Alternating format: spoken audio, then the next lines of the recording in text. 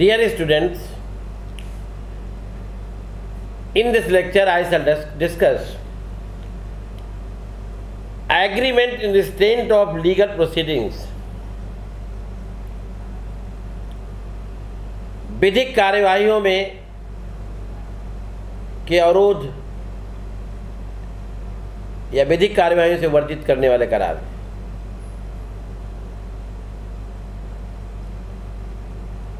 Section 28 में है। यही एक सेक्शन है जो 1997 में अमेंड की गई थी।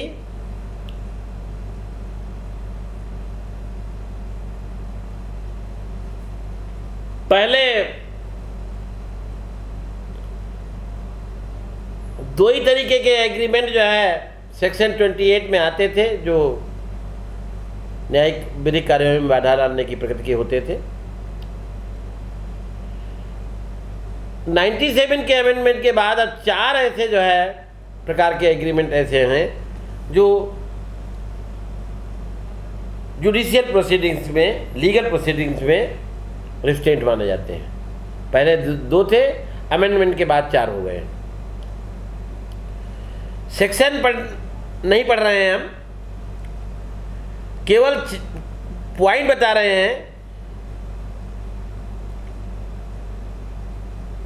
An agreement which restricts absolutely the parties from enforcing their legal right, ये पहले से था।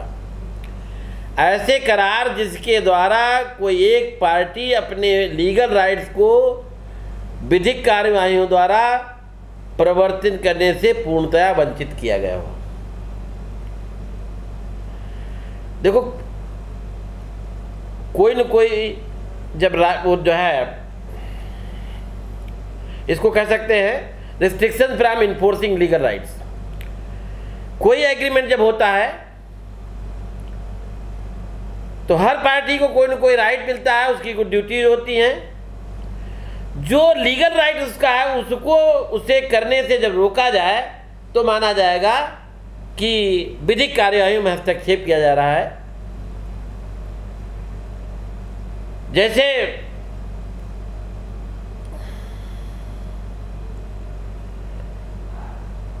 Bharat Sanchar Nigam limited versus Motorola India private limited AIR 2009 में कहा गया है कि जिस सप्लाई कॉन्ट्रैक्ट में बायर को लिक्विडेटेड डैमेजेज निर्धारित करने का एक्स पार्टी राइट हो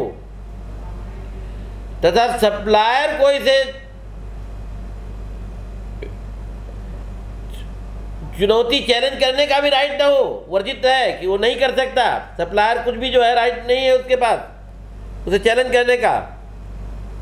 इसे जो है सेक्शन 20 में लीगल प्रोसीडिंग्स में इस रिस्ट्रेंट माना जाएगा।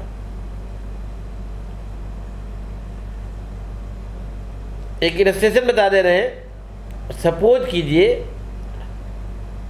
आपने 50,000 रुपया बी को उधार दिया है, आप मनी लेंडर हैं।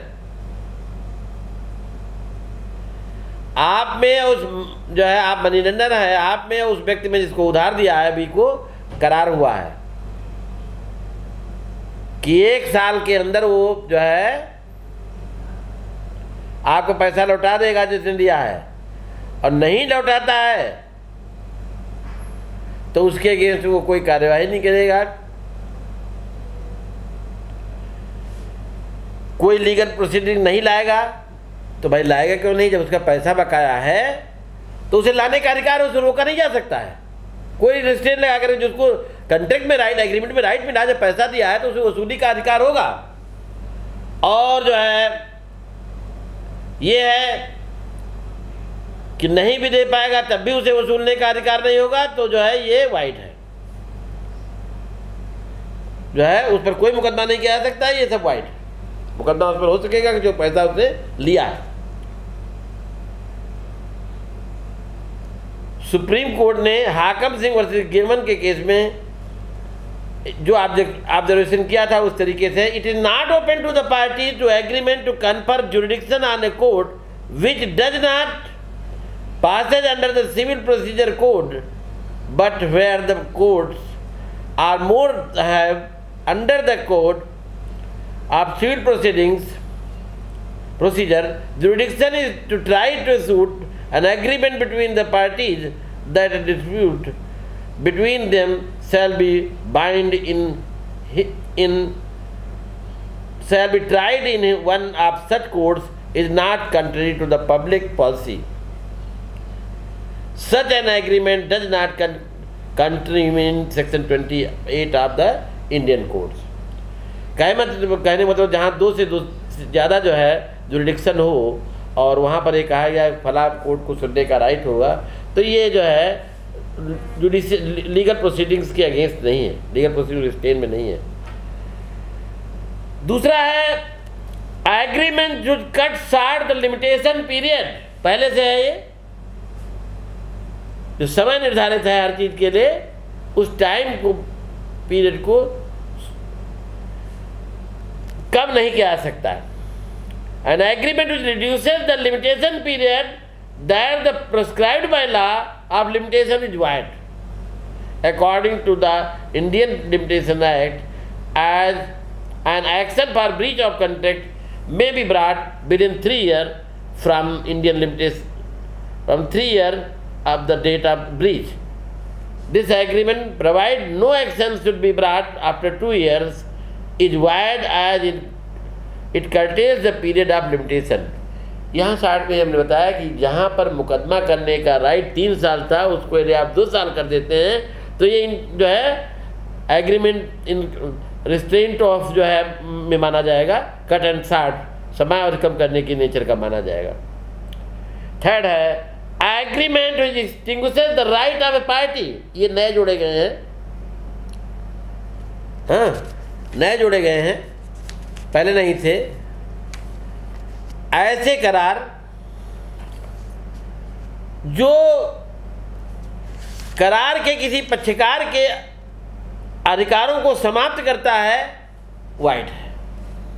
जैसे an agreement is extinguishes the right of a party is void by entering into an agreement the parties acquire certain rights under the agreement and the agreement which state that such rights would be extinguished after the expiry of period of 3 years, period of is wide.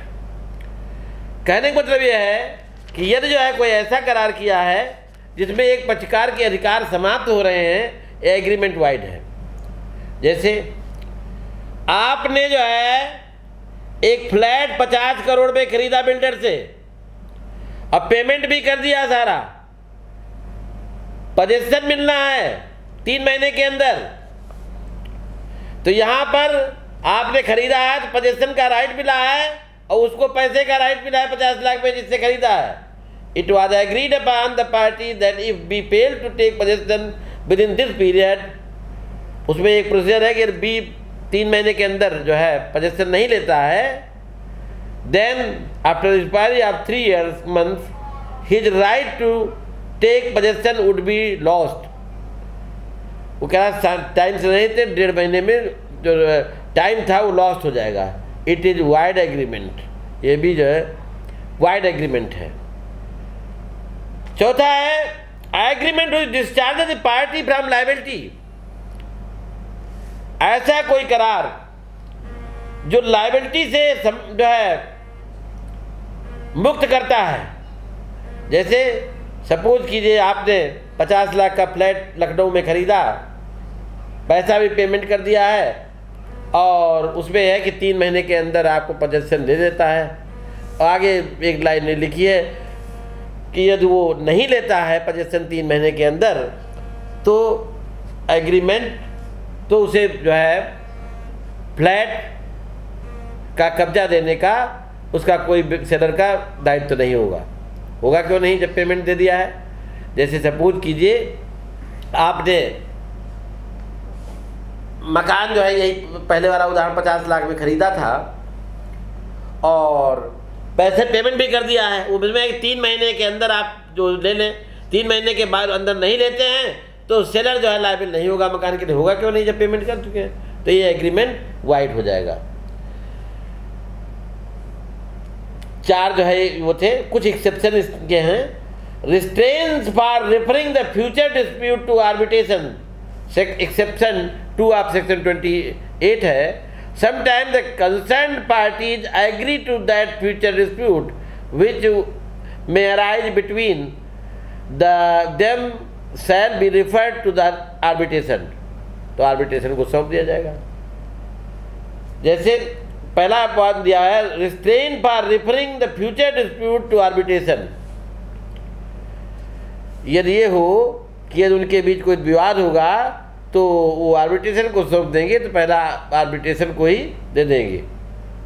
दूसरा है जो generally बीमार रहता है या दूसरा है कि restrain for referring the existing dispute to arbitration, sometimes the parties agree in writing that any existing dispute between them shall be referred to arbitration, such an agreement is also not void, section 28 के explanation में है।